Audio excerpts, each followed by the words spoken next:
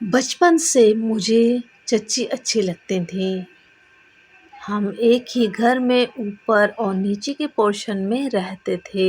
چچی بہت زیادہ خوبصورت تھیں، یہی وجہ تھی کہ میں ان سے بہت زیادہ متاثر تھی اور لاشعوری طور پر ہر وقت امی اور چچی کا موازنہ کرتی رہتی تھی۔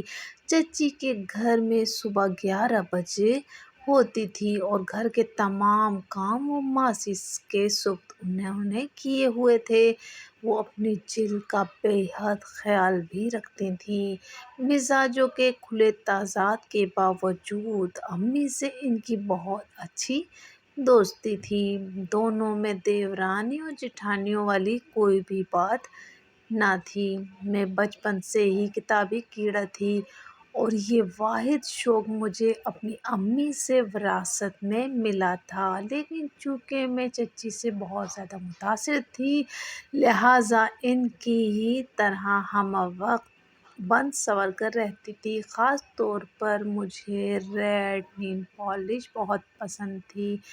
میری سوچ کا دائرہ اس وقت وسیع ہوا جب میں کالج میں آئی، جب میری فرینڈ مجھ سے پوچھتیں نیہا تم اپنی امی میں ملتی ہو یا ابو میں، تو میں جواب دیتی بھائی میں تو اپنی چچی جیسی ہوں۔ کبھی میں سوچتی کاش چچی میری امی ہوتیں۔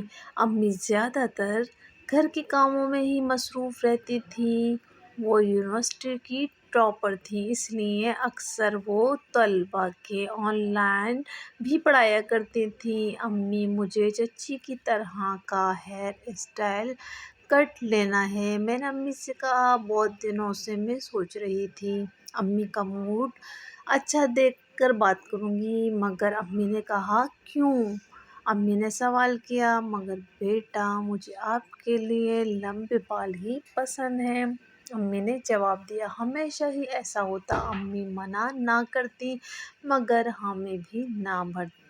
یار نیہا تم نے بھی اپنے گھر نہیں بلایا، بس اس ویکینڈ پر ہم تمہارے گھر آ رہے ہیں۔ ہمارے گروپ کی انم نے کہا اچھا موسٹ ویلکم۔ میں بس اتنا ہی کہہ سکی آنٹی سے کہنا، اور یہاں مجھے نئی فکر نے آ لیا۔ گھر آ کر میں امی کے سر ہو گئی امی آ جاؤ فیشیل کروانے چلیں۔ امی حیران تھی۔ دراصل اس ہفتے میری فرینڈز آ رہی ہیں تو میں چاہ رہی تھی آپ ان کے فریش نظر آئیں۔ میں نے اٹکتے اٹکتے وجہ بتائی اچھا چلو چلتے ہیں۔ امی میری بات سن کر مسکرا دیں اور جب وہ فیشیل کروا کے آئیں تو مجھے لگا وہ واقعی چمک رہی ہیں۔ نیہا اپنی فرینڈز کو لنچ پر انوائٹ کر لینا۔ امی نے کہا جی اچھا۔ امی نے تیز نظروں سے مجھے گھورا۔ اصل میں چچی کے کپڑے بہت زیادہ اسٹائلش ہوتے ہیں، اس لیے میں نے ان سے چچی کے کپڑے لینے کی فرمائش کی۔ بیٹا شیر کی کھال پہن لینے سے گدھا شیر نہیں بن جاتا، امی نے جواب دیا اور میں خاموش ہو گئی۔ آخرکار ویکینڈ آ گیا۔ یہ لوگ کالج سے میرے ساتھ ہی آئیں۔ میں نے ان کو خاص طور پر چچی اور امی سے ملوایا۔ جاتے وقت شیزا بولی نیہا تمہارا گھر اور گھر کے لوگ بہت ہی اچھے ہیں،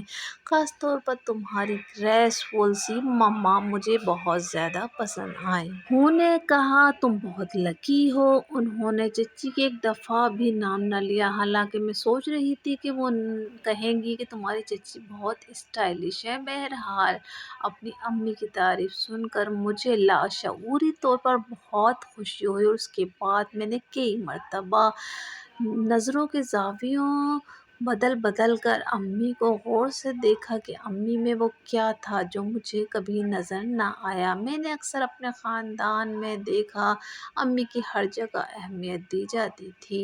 آخر کئی سالوں بعد یہ بات میری سمجھ میں آ گئی جب میرے شوہر نے مجھ سے کہا نیہا تمہیں پتہ ہے کہ تم بالکل اپنی امی جیسی ہو۔ کیا واقعی؟ مجھے حیرت ہوئی۔ ہاں تم نے کبھی غور نہیں کیا؟ انہوں نے مجھے پکڑ کر آئینے کے سامنے کھڑا کیا۔ دیکھو وہی ذہانت سے بھری ہوئی آنکھیں، وہی وقار اور ویسے ہی خوبصورت لمبے بال۔ میں نے اپنی امی سے کہا تھا شادی کے لیے لڑکی بھلے خوبصورت نہ ہو مگر اس کے بال لازمی خوبصورت ہونے چاہئیں۔ وہ میرے بالوں کو دیکھتے ہوئے بولے۔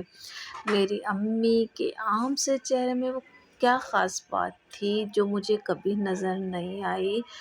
وہ اپنے فارغ وقت میں ہمیشہ کتابیں پڑھتی پائی جاتی تھیں۔ وہ علم کے سمندر میں غرق تھیں جو ان کے ماتھے پر نور بن کر چمک رہا تھا۔ ان کی ذہانت، تفکر، تدبر ان کو چچی سے الگ کرتی تھی۔ چچی جو ایک عام سی عورت تھی، ان کے خواب اور خواہشات کپڑوں اور فیشن تک ہی محدود تھے۔